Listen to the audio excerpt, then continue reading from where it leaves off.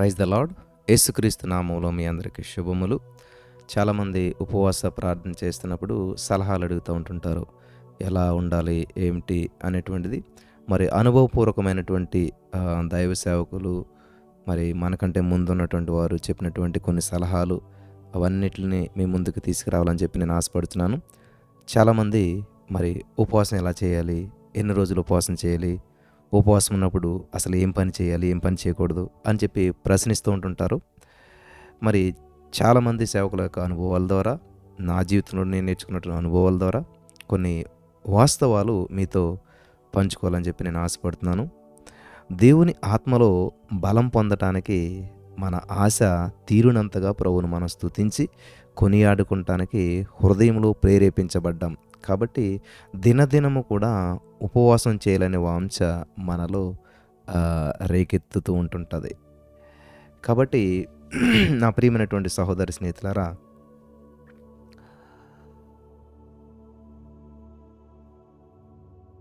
సంఘస్థులు మరి లేకపోతే సేవకులు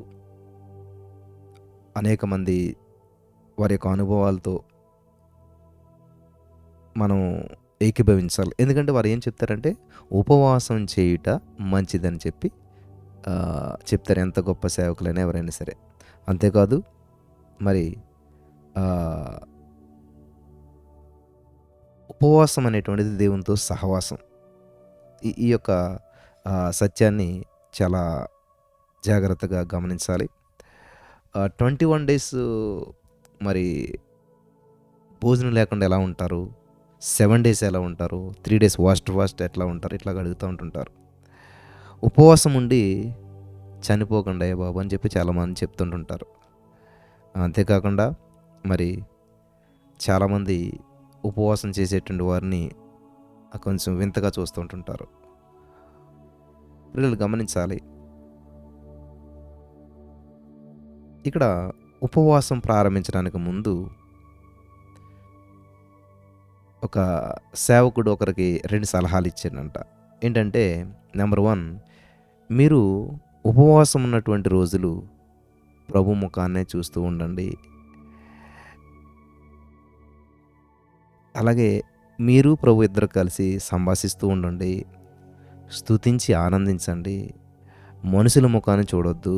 వీలైనంత వరకు గదిని విడిచి బయటికి రావద్దు. విశ్వాసులు మిమ్మల్ని తొందర చేస్తారు కదా, అలా తొందర చేయకుండా మరి చూసుకోండి. ఉపవాసం ముగించే వరకు విశ్వాసుల నిమిత్తం ప్రార్థన చేయొద్దు. నెంబర్ 1. నెంబర్ 2, రెండో సలహా ఏంటంటే, ఉపవాస దినాల్లో మీరు బొత్తిగా తినకయు త్రాగకయు ఉండవలను. దాహానికి మంచినీరు తప్ప టీ, కాఫీలు, పాలు, ఫ్రూట్ జ్యూసులు, కూల్ డ్రింక్స్ ఏమీ తాగకూడదు. ఎందుకంటే వాటిపై మనస్సు ఉంచినటువంటి సమయంలో దాని కొరకు ఎదురు చూసే పరిస్థితి ఏర్పడుతుంది. సమయం వ్యర్థమైపోతుంది. ప్రారంభంలోనే ఏమీ దొరకదని మీ మనసు గ్రహించిందంటే దానికి ప్రిపేర్ అయిపోతుంది. పూర్తిగా ఉపవాస ప్రార్థనలో మునిగిపోవచ్చు అని చెప్పారంటండి ఒక సేవకుడికి ఇంకొక సేవకుడు. ఈ యొక్క 2 సలహాలు చాలా శ్రేష్టమైనటువంటివి. మొదటి సలహాలో కొంచెం మార్పులు ఉంటాయి. కొంతమందికి మనుషుల ముఖం చూడాలని చెప్పి ఆశ లేకపోయినా కానీ ప్రభు దినమైన ఆదివారం దేవుని బిడ్డలతో కలిసి మరి ఆయన ఆరాధించాలి కదా, ఖచ్చితంగా మనం సండే చర్చికి వెళ్ళాలి అని చెప్పి ఆ సేవకుడు అన్నాడంట. పాస్టర్ గారు దానికి సమ్మతించారు. ఉపవాసాన్ని ప్రారంభించాడంట ఆ సేవకుడు. పిల్లలు, ఒక సేవకుడు ఒక ఉపవాస ప్రార్థనలోకి వెళ్తూ ఉన్నాడు. 21 డేస్. మొదటి దినము ఆయన యొక్క పూర్ణ బలంతో ప్రార్థించలేకపోయాడు. ఉపవాస ప్రార్థన కొరకు ముందుగానే మనసు సిద్ధపడుట అవసరం అని చెప్పి ఆయన గ్రహించాడు. మిక్కిలి పని భారంలో ఉండి హఠాత్తుగా ఉపవాసం చేయనారంభించాడు ఆ పాస్టర్ గారు. కాబట్టి ముగించకుండా విడిచిన పనులు, పై అధికారులకు అందించవలసినటువంటి రిపోర్ట్స్, ఇవన్నీ కూడా ఆయన మనసులో మెదులుతూ ఉన్నాయి. శరీరమేమో ఉపవాస గదిలో ఉన్నా కానీ హృదయం మాత్రం పనిచేసే ఆఫీసులో, ఆ యొక్క ఆఫీస్ పని మీదే ఉన్నదంట. మనసును కేంద్రీకరించి ఉపవాసం మరి లోతులోకి వెళ్ళకపోయారంట. సహోదరి స్నేహితులారా, ఎక్కువ శాతం ఉపవాసం చేయటానికి మొదటి నుంచి నీ హృదయాన్ని సిద్ధపరచుకోవాలి. మర్చిపోవద్దు. వారం రోజుల క్రితం నీవు చేయవలసిన దానిని చేసి బాధ్యతను ఇతరుల చేతికి అప్పగించాలి. అవసరమైన విషయాల్లో జోక్యం చేసుకోనకు గమనించాలి. అనవసరమైన విషయాల్లో జోక్యం చేసుకోవద్దు. వ్యర్థంగా మాట్లాడొద్దు. నెమ్మదిగా నుండి హృదయాన్ని సిద్ధపరచుకోండి. ఉపవాసం ఉండబోచున్నాము. ప్రభు యొద్ద గొప్ప కార్యాలు పొందుకొనబోచున్నాం మేము. ఆయనతో సంభాషించి, స్తుతించి, ఆనందించాలని చెప్పి ఆశపడుచున్నాం. ఆత్మవరాలతో, ఆశీర్వాదాలతో నింపబడుతున్నాం మేము అని చెప్పి మీ హృదయాన్ని, మనసును సిద్ధపరచుకోండి. అలాగ చేసినట్లయితే ఉపవాసంలోనికి మరి మీరు నిమగ్నం అవ్వగలుగుతారు. వెంటనే ప్రభు ప్రసన్నత, దేవుని సన్నిధి, ఆయన మహిమలో మరి మనం ప్రవేశించబడి ఒక స్విమ్మింగ్ పూల్లో ఈత కొడుతున్నట్టు దేవుని మహిమలో మనం ఈత కొట్టగలుగుతాం. వింటున్నారా? ఇది గమనించాలి. అలాగే ఉదాహరణకి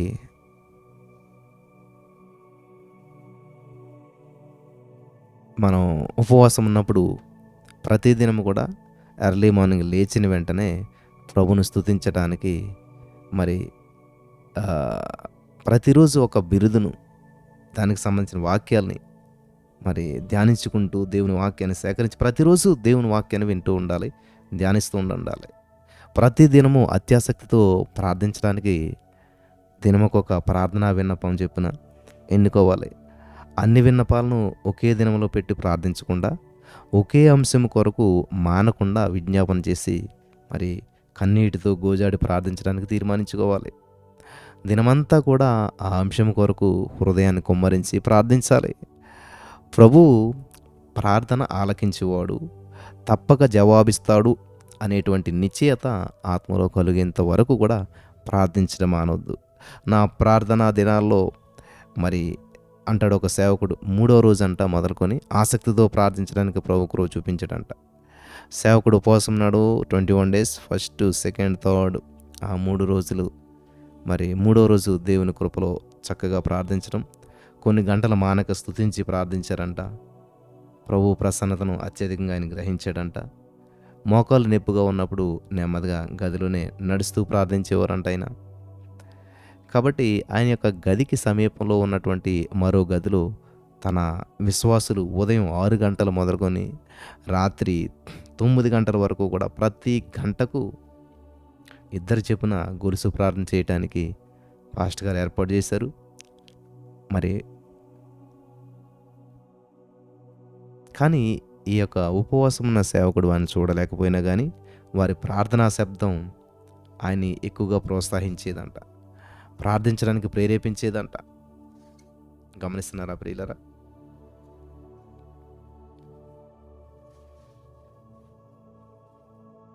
మూడో దినమును ముగిసిపోయింది. ఆ 3వ దినం ముగించే సమయంలో ఆయనకు భరించలేనటువంటి ఆకలి పుట్టిందంట. దాంతో సైతానుగాడి పోరాటాలు ప్రారంభమయ్యి ఈయన ఉపవాసం ఉన్నాడు. ఆ సంఘం అంతా కూడా ఏకాంత ప్రాంతంలో ఉన్నది. దగ్గరలో హోటల్స్ లేవు. అయినా సరే ఎక్కడ నుండో పలావ్ వాసన, చేపల కూర వాసన, పరోటా, సోర్వా, ఇవన్నీ వాసనలు గదిలోనికి గుమాలింపుగా వస్తూ ఉన్నాయంట. ఆ సేవకుడు, ఉపవాసం ఉన్న సేవకుడు యొక్క మనసును తొందర పెడుతూ ఉన్నాయి. ఆయన యొక్క ఆకలిని 1000 రెట్లుగా పెంచేసాయంట. వెంటనే అది సైతానుగాడు అని చెప్పి, ఇది సైతానుగాడు తీసుకొచ్చిన శోధన అని చెప్పి ఆయన గ్రహించగలిగాడు. 4వ రోజు, 5వ రోజు, 6వ దినం ఇంకా పోరాటాలు ఎక్కువైపోయాయంట. ఆకాశ మండలం అందున్నటువంటి దురాత్మల సమూహాలతో పోరాడవలసి వచ్చిందంట. శత్రువు మరి ఆ సేవకుని తలంపుల్లో ప్రవేశించి పీడకల్లో కలవరాలు పుట్టించడం మొదలుపెట్టాడంట. కలలో మరి ఆ సేవకుని యొక్క బిడలకు ప్రమాదానికి గురైపోయినట్లుగా, చనిపోయినట్లుగా, కుటుంబంలో సమస్యలు బయలుదేరినట్లుగా కనబడుతూ ఉన్నాయంట. అయినా సరే ప్రభు బలంతో వాటిని ఎదిరించాడంట. ఆయన యొక్క తలంపులకు పరిశుద్ధాత్మ దేవుడు కావలుంచి ఆత్మతో నింపబడ్డాడంట. భోజనము పానము లేనటువంటి మరి పరిస్థితి కాబట్టి 5 రోజుల తర్వాత కాలకృత్యముల అవసరత లేకుండా పోయిందంట. ఆ సమయం కూడా మిగిలింది. వింటున్నారా? కానీ ప్రతి ఉదయము పళ్ళు తోముకొని స్నానం చేయవలసిన పరిస్థితి ఉంటుంది కదా. ఎక్కువ సమయం బైబిల్ను చదివి ధ్యానించటం, మరి నాలుక మీద ఆహ్, అదే పనిగా చేయటం వల్ల నాలుక మీద తెల్లగా గారి పట్టేసిందంట. అది ఆ సేవకునికి చాలా అసహ్యం కలిగించిందంట. ఆ సేవకునిలో ఉన్నటువంటి ఆ క్రొవ్వంతా కరిగిపోయి శరీరంలో వేడిని పుట్టించటాన్ని గ్రహించాడంట. ప్రభుతో ఏకాంతంగా ఉండట చాలా సంతోషకరమైన విషయం. మరి ఎందుకంటే మన కొరకు పరలోక రాజ్యాన్ని విడిచి భూలోక రాజ్యానికి వచ్చి శ్రమలను సహించి యేసుక్రీస్తు ప్రేమతో నిండి ఉండుట మనకు ధన్యకరమైనటువంటి అనుభవం అనమాట. ఇంగ్లీష్ భాషలో మత్తయి సువార్తను మనం చూసినట్లయితే మాథ్యూ అని ఉంటది.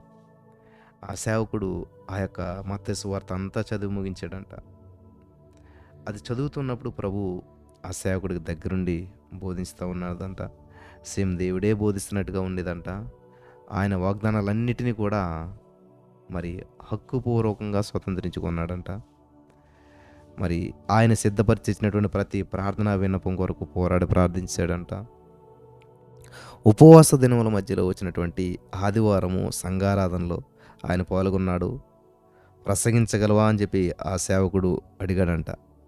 అప్పుడు ఈ యొక్క ఉపవాసం ఉన్నటువంటి సేవకుడు సమ్మతించి ప్రసంగించడం మొదలుపెట్టాడంట. మెల్లగా మాట్లాడాడంట. కానీ ప్రభు యొక్క శక్తి అపరిమితంగా దిగి వచ్చడం ఆయన సేవకుడు గ్రహించాడు. ప్రసంగం తర్వాత చాలా బలహీనుడైపోయాడు. అలసట వలన సొమ్మసిల్లాడు. ఒక విధమైన మైకు వచ్చింది. ఎవరితో పెద్దగా మాట్లాడకుండా మరలా ఆయన ప్రార్థన గదిలోకి వెళ్ళిపోయాడు. ఆ యొక్క ఉపవాస దినాల్లో ఒక సంభవం జరిగింది. ఏంటంటే ఆ సేవకుడు ప్రార్థిస్తున్నటువంటి గది గోడలో చిన్న సందు ఉన్నది. దానిలో నివసిస్తున్నటువంటి బల్లి కేవలం తలను మాత్రం బయటికి పెట్టి ఈ యొక్క సేవకుడిని చూస్తూ ఉన్నదంట. అది ఎప్పుడు కూడా బయటికి రాలేదు. ఆహారం కొరకు ప్రయత్నం ఏమీ చేయలేదు. కదలక మెదలక ఈ సేవకుడినే చూస్తూ ఉన్నదంట. ఈ సేవకుడితో పాటు అది కూడా ఏదో ఉపవాసం ఉన్నదేమో తెలీదు కానీ కొన్నిసార్లు ఆ దృశ్యము మరి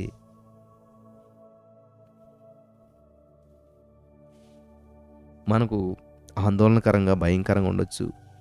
బల్లి తల పాములాగా మరి కనిపించేదంట. దాని ముఖం తేలుకొండలా కనిపించేదంట. రాత్రి మరి ఆ సేవకుడు నిద్రిస్తూ ఉండగా అది ఆయన చూస్తూ ఉండటం ఒక రకమైన తలంపును ఆ సేవకుడిలో పుట్టిందంట. కాబట్టి ఆ యొక్క బలిని ఎలాగైనా చంపాలని చెప్పి తీర్మానం చేసుకుని మరి చేతిలో రాయి తీసుకుని దగ్గరికి వెళ్ళి తలని చితగొట్టాలని చెప్పేసేసి చితగొట్టాడంట. ఆయన సమీపించి చూసినటువంటి ఆ బల్లి తప్పించుకొనడానికి కూడా ప్రయత్నం చేయలేదంట. నేల మీద పడి గిలగిలా కొట్టుకుని చనిపోయిందంట. అప్పటి నుంచి ఆయన యొక్క మనస్సాక్షి ఆయన్ని బాధించిందంట. అనవసరంగా చంపేస్తేనే అనేటువంటి భావం మన హృదయాన్ని కలవరపరిచెను.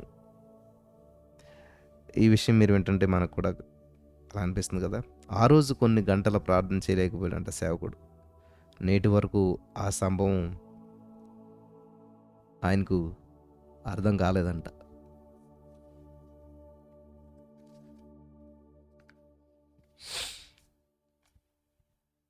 ఉపవాస ప్రార్థన వేళలో మన యొక్క ఆలోచనలు చెదరకుండా చూసుకోవటం చాలా మంచిది. ఇటివి సైతాను పోరాటాల్లో ఒకటిగా ఉండొచ్చునని భావించాలి. మన మనస్సును ప్రభువై కేంద్రీకరించకుండా సాతాను ఎన్నో కుయుక్తులను చేస్తున్నాడని మనం గ్రహించాలి. ఉపవాసము 10 దినాలు దాటినప్పుడు ఎంతో మహిమకరంగా ఉన్నదంట ఆ సేవకుడికి. ఆకలి, మైకం అన్నీ ఆగిపోయంట. శరీరం తేలికైపోయిందంట. ప్రార్థన మధురంగా ఉన్నదంట. ఉన్నత స్థలములలో క్రీస్తు కూడా సంచరించి ఆయన ప్రేమలో ఆనందించేటువంటి అనుభవం దొరికిందంట. ప్రభు మరి ఆ సేవకుని సమీపించి తన కృపతో కప్పాడంట. అప్పటి నుంచి కూడా అక్కరల కొరకు ఆయనను గోజాడకుండా ఆయన సముఖపు ఆనందంలో పరవశం చెందాలనేటువంటి తలంపు వచ్చిందంట. నాకేమి వద్దు ప్రభా, మీరు నాకు చాలు అని ఆ సేవకుడు చెప్పాడంట. ఆయన ప్రేమ ప్రవాహం ఆయన భరించలేకపోయాడంట. ఎంతో శ్రేష్ఠుడైన దేవునికి స్తోత్రం కలుగును గాక. హల్లెలూయా. ప్రియులారా గమనించాలి. ఇక్కడ ఆహ్, ఉపవాసము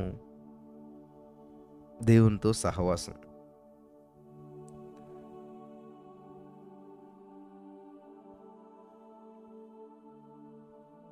10వ దినం నుంచి 21వ దినం వరకు కూడా ఉపవాసం ఆనంద భాగ్యంగా ఉన్నదంట. అయితే ఉపవాసం ముగించిన 20 రోజులు అంటే చివరి రోజు 21 డే రోజున సాతానుగాడు పోరాటాలు విజృంభించాడంట. నీరసము, కటిక చీకటి ఆయన హృదయాన్ని బలంగా పట్టుకున్నదంట. అప్పుడు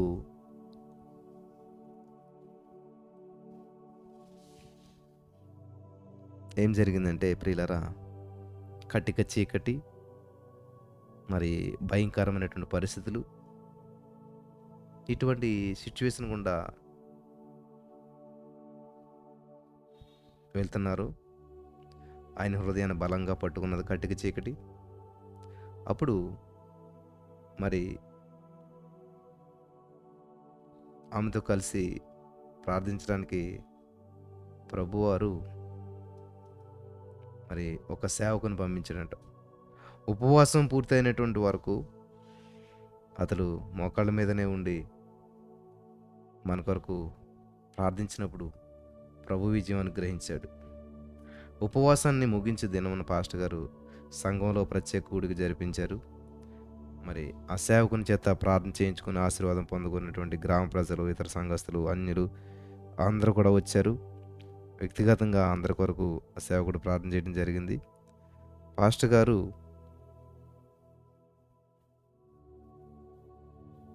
దానియేలు యొక్క 21 రోజుల ఉపవాసం గురించి చక్కటి సందేశాన్ని అందించారు. అలాగే తర్వాత సంఘస్థులందరూ కూడా మరి ఆయన నిమిత్తం, సేవ నిమిత్తం ఆసక్తిగా ప్రార్థించారు. ప్రభు ప్రవచనం ద్వారా మరి ఆ యొక్క సేవకుడు సేవను గురించి ఎన్నో విషయాలు మాట్లాడారు. 3 ప్రవచించారంట. చాలామంది ప్రభు ఇచ్చినటువంటి దర్శనాలను వివరించి ఆనంద బాష్పాలు రాల్చారంట. కూటం తర్వాత పాలు బిస్కెట్లు ఇచ్చారు.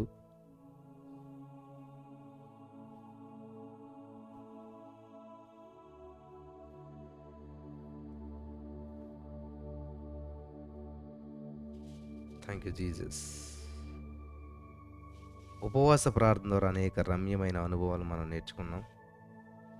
అవి తర్వాత కాలంలో ఉపవాసం చేయడానికి కావాల్సినటువంటి ప్రోత్సాహం ఇస్తాయి. ఉపవాసం అంటే దేవునితో సహవాసం. ఉపవాసం అంటే దేవునితో సహవాసం. కాబట్టి ఉపవాసం అన్నప్పుడు చాలామంది ఉప్మా ఉపవాసం చేస్తారు. అంటే ఉప్మా మాత్రమే తింటారు, కానీ కేజీ 2 కేజీలు తింటారు. ఇంకా అన్నం తినవలసిన అవసరం ఏముంటుంది? ఇలాగా